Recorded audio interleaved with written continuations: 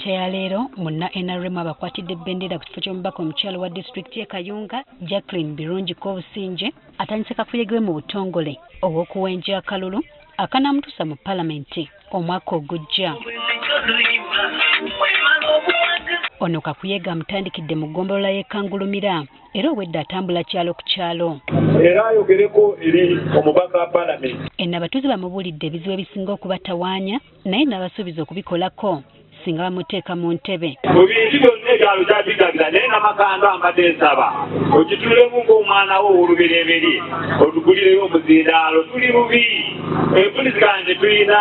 Wanaaba tatukoledde basobola omugyayo bamuteekayo bamugyayo naye nga batumuwa omukisa bino bye bajja boogera nga bakaaba amaziga n'emitwalo eri sooke tubiteeke wabbali kyaki tumuwa akalulu agende mu palamenti nga ffe abakyala tunateeka amaziga.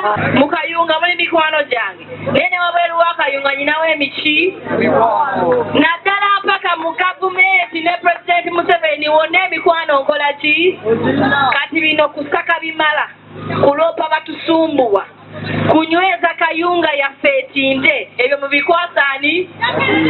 Ono era agumiza abatuuze b'eno ng'ebbanga lye yamala nga ye RDC wa disitulikiti eno bwe yafuna obumanyirivu obumala era kyamwongera n'okutegeera ensonga za Kayunga. Kale nga n'olwekyo ye mutuufu okubakiikirira. Obwa RDC bwantendeka nayiga buzibu ki obuli mu gavumenti.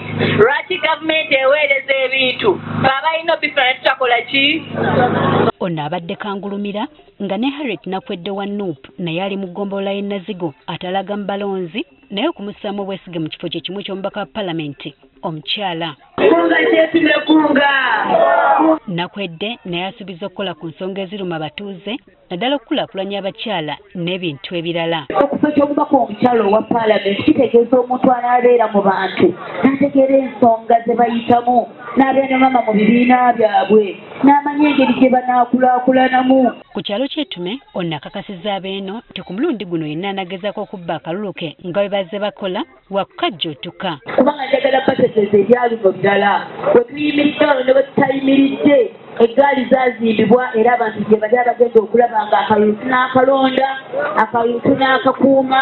Oluvudde wano ayolekedde ku kyalo Kimaanya era eno ssentebe w'ekyalo kino amulopedde embeera y'obugubi mwe bawangaalira. Ekyamazima ebirungi tubiwulira buwulizi bituyitako buyisi naye katusabe Mukama Katonda ow'ekisa obeere omuntu Katonda gwawanzeko ebbusu okubeera omwoyise ndowooza gyo lyeyogerera yawukanya n'oli ali mu kibanja kye alimye mmwana. N'emityana ab'ekibiina ki NRM ne DP basibye batalaga mu Mityana South okuwenja obuwagizi.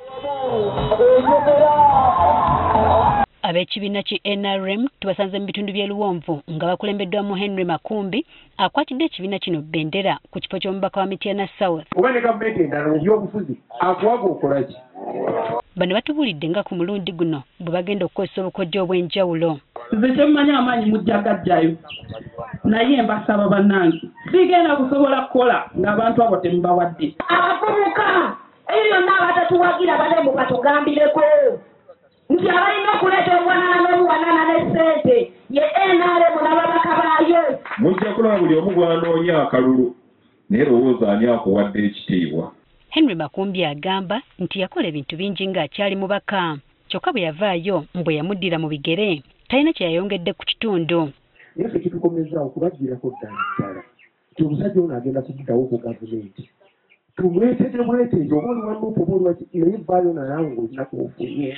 Myaka 5 tetufunyeyo na projekiti n'emu banzizaayo tusobole okutandikira we nakoma. Ate ye Amos Lutaya ngono yakwatidde ekibiina ki DP bendera mu Mityana South naye tumusanze n'abawagizi be ng'ali mu kuwenja kalulu era nga bano bayise mu byalo eby'enjawulo nga bwe babuulira abantu ebirungi bye bagenda okubakolera singa bamulonda. Yenze owammwe omwana wa DP owammwe ddala egumire. Lutaya agamba nti essira agenda kusinga kuliisa ku byabulamu ebyenjigiriza enguudo n'ebirala. Zijidde mu kifaananyi ekigenda otandikira ku nguudo nkole amazzi amasomero constructions gyengenda osookerako nzireko kuddwa ku malwaliro nsobole okukuuma abantu babe nga muli balamu. Bo bannakibiina kino mu Mityana South bategeeza ng'omuvubuka ono bwe bamulinamu essuubi. Bafunamu obuzibu eyali MP waffe mu DP n'atuvaamu naye naleese omuvubuka omuto tannakolako nsobi yonna yonna wali era mumalirivu okutambuza ensonga zonna ensonga ssemasonga 5 ez'emmengo azitegeera bulungi n'ebigendererwa by'abatuuze bonna bye baagala abitegeera era mmanyi tali tulya mu lukwe mwagala nnyo maze omutendeka ebyobufuzi byonna abitegeera bulungi. Olwaleero lwe lunaku olwokubiri nga beegwanyiza ebifo eby'enjawulo bawenja akalulu.